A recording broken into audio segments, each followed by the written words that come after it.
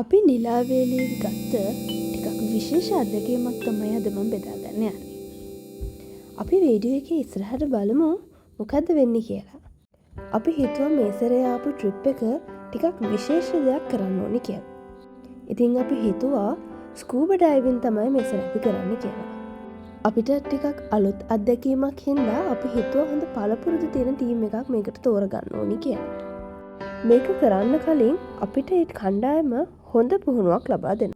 අපි කොහොමද හුස්ම ගන්න ඕනේ, අපි කොහොමද ඒගොල්ලොත් එක්ක වතුරේදී sannivedanaya කරන්නේ, මේ වගේ විශේෂ දේවල් ටිකක් තමයි ඒගොල්ලෝ අපිට කියලා දෙන්නේ.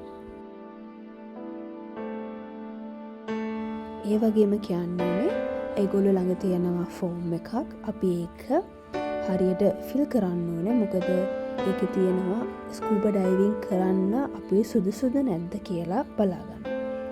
මොකද සුදුසු නැත්තම් අපි අවදානමක් ගන්න එක හොඳ නෑ.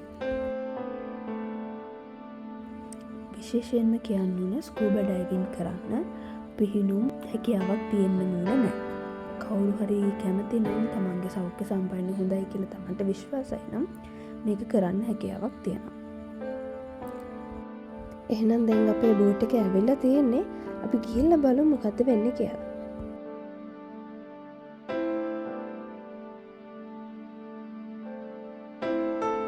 අපි මේකට තෝරගත්තේ නේචර් වෝරියෝ ටීම් එක. ඕන කෙනෙක්ට රෙකමන්ඩ් කරන්න පුළුවන් හොඳ සර්විස් එකක් තමයි අපිට යාළගෙන් ලැබුණේ.